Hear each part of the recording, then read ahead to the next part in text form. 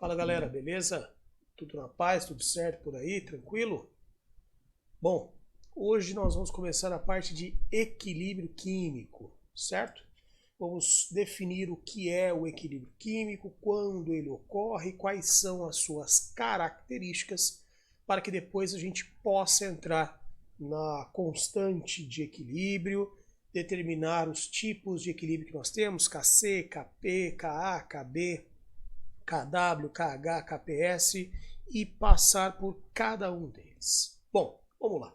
A primeira coisa que nós precisamos saber é que quando nós temos uma reação irreversível, né, que é aquela reação onde o reagente forma produto, né, mas o produto não consegue voltar a ser reagente, então essa é uma reação reversível. Big, como é que eu consigo identificá-la? Através da seta reacional.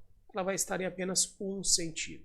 Tá? Então, isso é uma reação irreversível. As reações irreversíveis, elas não apresentam equilíbrio químico. O equilíbrio só será observado nas reações reversíveis. Muito cuidado com isso. Voltando aqui. Essas reações irreversíveis, elas têm como característica a transformação total do reagente em produto. Então, essa reação, ela vai ter fim. Quando que essa reação ela acaba? Essa reação será finalizada quando todo o reagente for transformado em produto. Então, aqui ó, no início nós temos 100% do reagente e ao final nós temos 100% do produto. Isso para uma reação irreversível, isso para uma reação sem equilíbrio químico. Como o nosso foco aqui são os equilíbrios químicos, nós precisamos trabalhar com as reações reversíveis. E o que são essas reações reversíveis? São reações onde o reagente forma produto, assim como o produto volta a formar reagente. Então perceba que agora nós temos as setas nos dois sentidos, reagente para produto e produto para reagente. Tá? Nós chamamos essa reação de reagente formando produto de reação direta e a reação do produto voltando para reagente nós chamamos de reação inversa, ok? Reação direta, reagente formando produto e reação inversa, o produto voltando a ser reagente. O que a gente pode observar de característica aqui diferente da reação irreversível é que agora nós temos um equilíbrio químico acontecendo nessa reação. Inclusive é bom que você saiba que o equilíbrio químico ele é dinâmico. O que significa dizer? Que a todo momento eu tenho reagente formando produto e tenho produto formando reagente. Ah, então a reação não acaba? Não. A reação reversível ela não acaba. A reação reversível ela entra em equilíbrio. Ah, mas eu não vejo mais mudança na concentração de produto. Eu não vejo mais mudança na concentração de reagente. Não tem problema. Isso tem uma explicação. Tá? Nós já vamos dar uma olhada em dois gráficozinhos e você vai perceber o motivo pelo qual você não vê mudanças na concentração do reagente e do produto. Okay? Falando da porcentagem. A reação reversível, inicialmente, ela tem 100% de reagente. Coloquei um asterisco aqui do produto por um simples motivo. Em alguns exercícios, em alguns casos, o cara pode já fornecer uma certa massa, um certo número de mols de produto ali no início da reação. Mas, considerando o que nós tínhamos de reagente, partimos do 100%. Isso, infelizmente, não tem como a gente descobrir quanto vai sobrar, tá, ao final, quando essa reação entrar em equilíbrio de cara. Por quê? Porque isso vai depender do tipo de reação. Então, cada reação vai ter uma proporção obedecida. Além da reação, eu preciso falar da temperatura. A temperatura é um fator importantíssimo. É ela quem vai determinar a nossa constante de equilíbrio. Porque se eu mudar, né, a temperatura, obrigatoriamente eu afeto a constante. Inclusive nós vamos ver lá no princípio de Le Chatelier que o único fator que consegue alterar o valor da constante se chama temperatura, ok? Então isso vai depender de cada reação para descobrir quanto que sobrou do meu reagente, quanto foi formado do produto, e além disso, existe um outro fator que nós vamos entrar aqui na sequência, que se chama grau de equilíbrio. Então, para saber esse rendimento, para saber essa porcentagem, vai depender do grau de equilíbrio e nós vamos ver como fazer esse cálculo, como realizar esse cálculo, beleza? A reação reversível, acontecendo, não consigo mais observar mudança na concentração do reagente e na concentração do produto. Por que isso acontece? Professor, por que eu não vejo mais mudança na concentração do reagente e mudança na concentração do produto? Porque a partir do momento, eu vou chamar esse tempo de Tx, a partir do momento em que as concentrações de reagentes e produtos tornam-se constantes, nós temos o equilíbrio químico atingido na reação. Esse mesmo tempo Tx, ele é observado no gráficozinho aqui do lado, que é o gráfico que nós falamos da velocidade. Então, justificando, por que eu não vejo mais variação no reagente e não vejo variação no produto? Simples, porque exatamente no tempo Tx que eu citei para vocês, o equilíbrio químico foi atingido. E quando o equilíbrio é atingido, é quando as velocidades da reação direta e inversa se igualam. Então, aqui do lado esquerdo, o gráfico de velocidade. A velocidade da reação 1, tá? Essa velocidade da reação 1 é a reação direta. O que é isso? Reagente formando o produto. E essa é a velocidade da reação 2. O que é a reação 2? É a reação inversa. É o produto voltando a ser o reagente. Okay? A velocidade da reação direta, ela diminui com o tempo, e a velocidade da reação inversa, ela aumenta com o tempo. Em um determinado espaço de tempo, nós teremos essas velocidades se igualando. E quando essas velocidades se igualam, eu formo o produto com a mesma velocidade do que o produto forma o reagente. Consequentemente, não vou ter variação na concentração dos produtos e também não vou ter variação na concentração dos reagentes. É por isso que a partir do equilíbrio químico estabelecido, equilíbrio químico estabelecido, e aqui também equilíbrio químico estabelecido. Então, a partir desse ponto de equilíbrio, eu não vejo, tá? Não vejo mais variação na concentração de reagente e produto. Significa dizer que não acontece mais? Não. Ah, não tem mais variação, então a reação acabou. Não. A reação continua acontecendo. Tanto é que o equilíbrio químico é um equilíbrio dinâmico. É um equilíbrio que não para. Ele continua produzindo produto, continua voltando a ser reagente. O problema é que agora isso acontece com a mesma velocidade. Logo, as variações não irão existir. Beleza? Então o cara pode colocar um gráfico de concentração ou um gráfico de velocidade para você determinar quando que o equilíbrio foi atingido. Falando em gráfico e falando em gráfico de concentração, ele pode colocar gráficos de uma mesma reação de formas diferentes. Por quê, professor? Porque depende do rendimento dessa reação. Como assim o rendimento?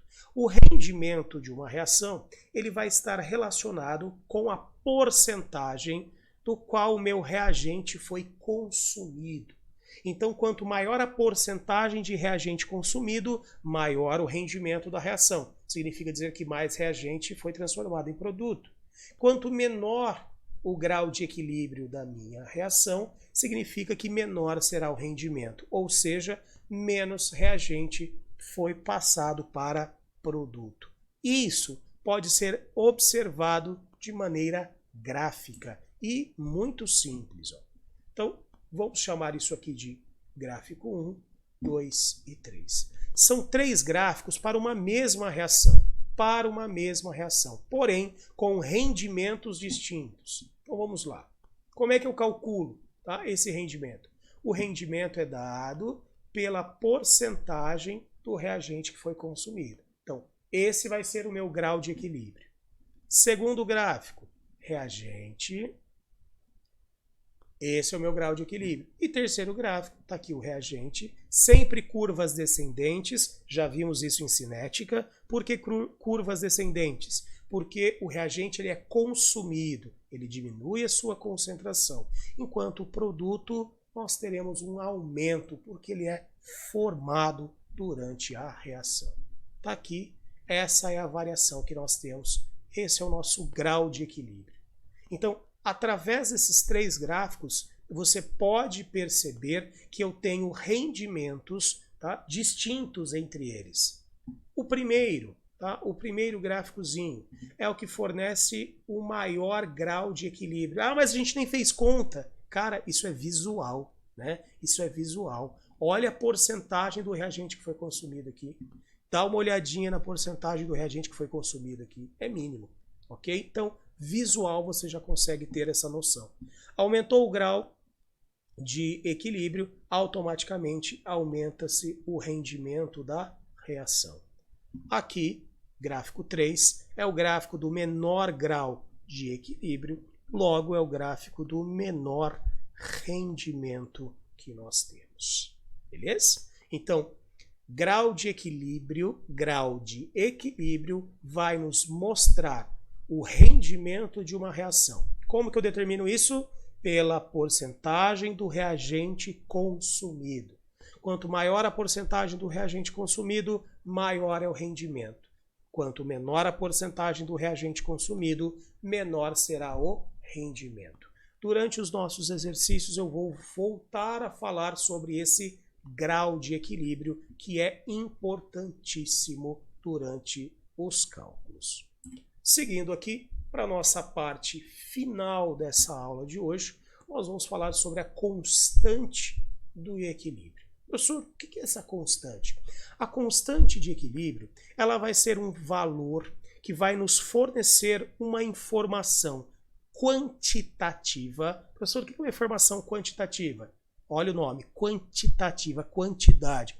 Ela vai nos fornecer a informação que tem a proporção do produto com a relação do reagente. Como assim? Proporção de produto e reagente. Dá uma olhadinha aqui. Vocês quando trabalharam, tá? Lei da velocidade,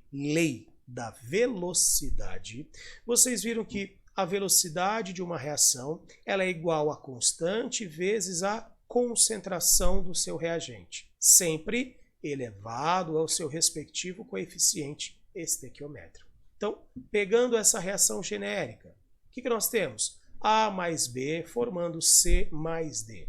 Coeficiente estequiométrico de AX, coeficiente estequiométrico de BY. Lei da velocidade. Velocidade é igual a constante vezes a concentração dos reagentes. Está aqui, reagente A elevado a X, reagente B elevado a Y. Ponto. Só que além dessa reação direta, existe a reação inversa. Então, vamos montar a lei da velocidade para ela.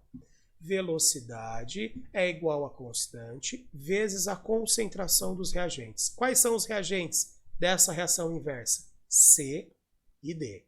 Então, C elevado a Z, que é o coeficiente estequiométrico dele, vezes D elevado a W, que também é o seu coeficiente estequiométrico. Bom, por que nós fizemos isso? Porque eu acabei de mostrar para vocês que o equilíbrio químico ele é atingido quando? Quando a velocidade da reação direta se iguala com a velocidade da reação inversa. E daí, professor? E daí que eu vou substituir essa velocidade de número 1, que é da reação direta, por essa expressão, e vou substituir a velocidade da reação inversa, que é a de número 2, por essa expressão. Afinal de contas, isso é velocidade e isso é velocidade. O que nós passamos a ter? Constante da reação direta vezes a concentração dos reagentes igual constante da reação inversa vezes a concentração dos reagentes. E agora, vamos isolar constantes de um lado, concentrações do outro. Mando essa constante para lá e as concentrações acabam vindo para cá. Fico com constante da reação direta dividido pela constante da reação inversa igual concentração dos produtos dividido pela concentração dos reagentes. O que é constante 1 sobre constante 2? É justamente a constante que ocorre nesse equilíbrio aqui. Portanto, constante 1 sobre constante 2 é a nossa constante de equilíbrio, que nesse caso é igual à concentração de C elevado a Z, concentração de D elevado a W, dividido por concentração de A elevado a X vezes B elevado a Y. Traduzindo, tá? Traduzindo. Pegando a nossa reaçãozinha aqui, o que A e B são? Reagentes. O que C e D são aqui? Produtos. Portanto, a constante de equilíbrio ela vai ser dada pela relação entre produto e reagente. Sempre produto sobre o reagente. Professor, isso vai ser sempre em concentração? Não, não necessariamente. Existem diversas constantes, tá? Quais são todas elas? Aqui estão. Essas são todas as constantes, ó. Kc, constante de equilíbrio em termos de concentração. Kp, constante de equilíbrio em termos de pressão. Aqui nós deixamos de trabalhar com a concentração e vamos trabalhar com a pressão parcial dos gases. Ka, constante de ionização dos ácidos, concentração. Kb, constante de dissociação das bases, concentração. Kw, constante de ionização da água, concentração. Kh, constante de hidrólise, concentração. E por último, Kps, constante do produto de solubilidade, também concentração. Então, a única constante que não será expressa em concentração será o Kp. Mas, mesmo não sendo expressa em concentração, nós vamos ver nas próximas aulas que o Kp mantém a relação de pressão parcial do produto sobre a pressão parcial do reagente. Afinal de contas, o conceito da constante de equilíbrio segue produto sobre o nosso reagente. Beleza? Certo? Queridos, na nossa próxima aula, aí sim, vamos começar a falar sobre Kc, quais são as suas características, os cuidados que nós devemos tomar e como isso pode aparecer na prova para vocês. Tenham todos uma excelente semana, fiquem com Deus, até a próxima aula. Falou!